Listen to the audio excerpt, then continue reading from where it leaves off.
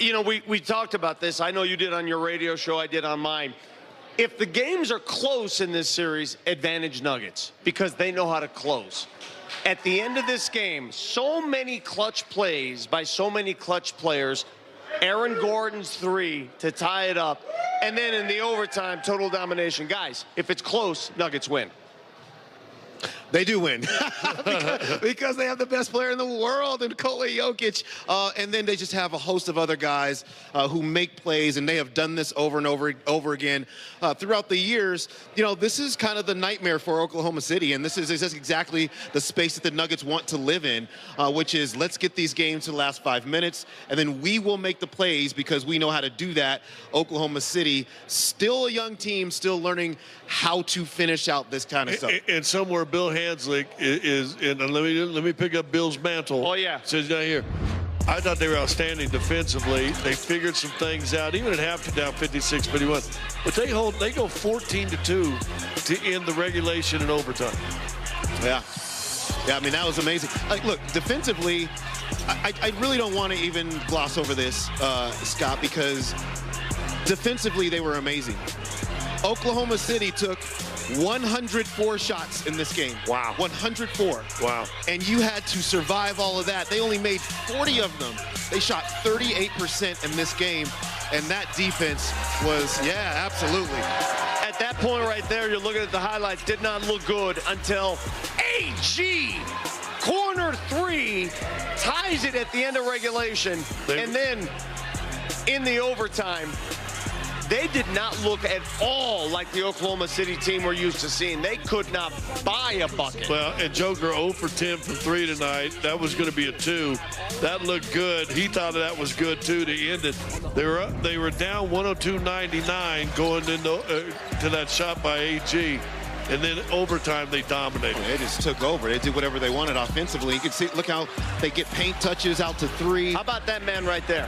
How about the one-armed Michael Porter Jr., who finishes 5 of 6 from 3, 21 points. Yeah, he was instrumental in this game, and we'll definitely dive into him a little bit more. And the key to this team, if they were to some way find a way to win this series and advance, they'll only do it. And maybe Mike didn't go 5 or 6 from 3, but he's got to be a contributor and a threat. The way they play defensively and they clog the lane, he's got to be that threat out there, doesn't he? Yeah, they were fabulous on defense. They were fabulous. The Nuggets had 4 players that scored 20-plus tonight, but none more important than Michael Flamethrower Jr., who's with our Katie Wingy downstairs. Let's go. All right, Mike, it took bonus basketball to get this job done in overtime, 11-2. Describe the execution in that period from your team. Yeah, I mean, we executed great in overtime. We played defense. You know, but it all started with Aaron Gordon's 3 in the corner. So just proud of the whole team.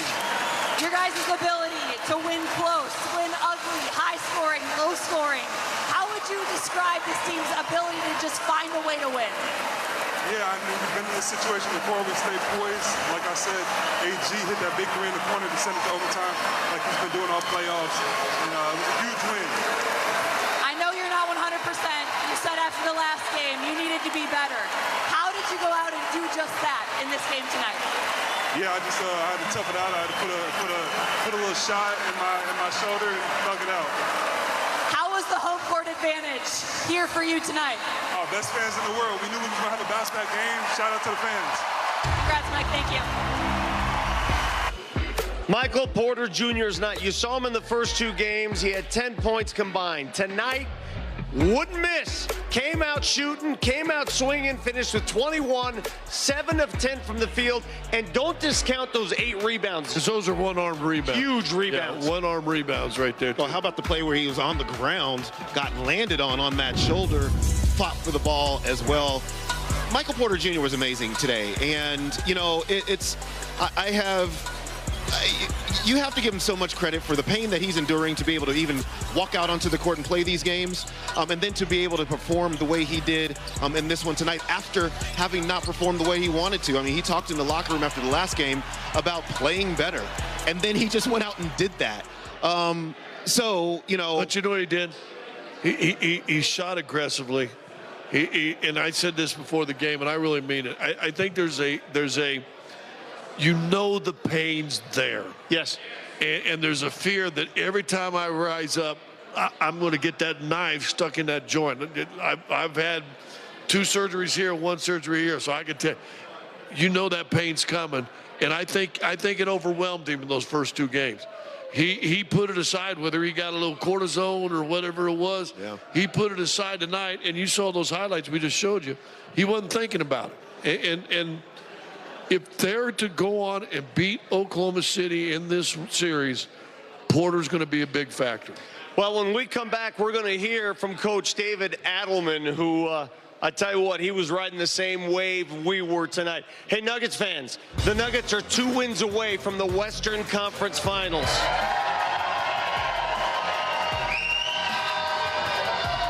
What a finish here at Ball Arena. You are watching Nuggets Postgame Live. We'll hear from head coach David Adelman when we do Nuggets Postgame Live here at Ball Arena. Vic Lombardi, Chris Dempsey, and Scott Hastings. Let me throw it.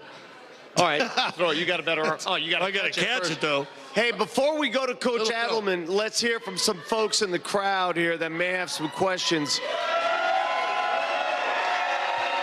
Let's start with. Hey, wait a minute. Are mascots supposed to talk? Well, when they're young. Okay, when they're young. Okay. We got 'em up here. They lose their voices when they get to teenage. Right. Go ahead, young.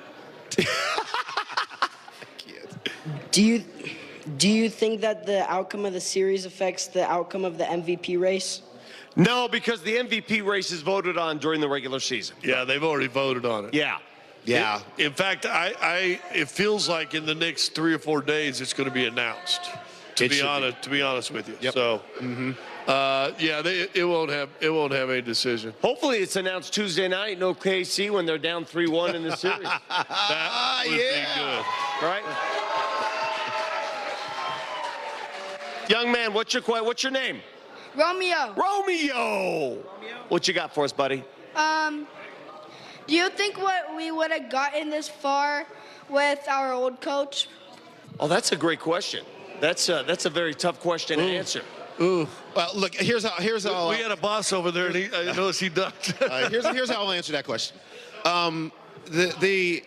What David Adelman has done since taking over, I think has given them the extra juice to be able to do what they are now doing in the playoffs. And it's not just X's and O's, or they're doing something different defensively, which they did all the things defensively today. We'll talk about that a little bit later. But it's empowering the players to communicate amongst themselves and to have more ownership in the team. It's also, for him, it's extra ideas and just extra energy, and then the clearing out of the air. So I think his promotion to where he's doing right now has just been kind of the breath of fresh air that this team has needed and has allowed them to be able to play really well. Anybody here have a messy house? You have a messy house and you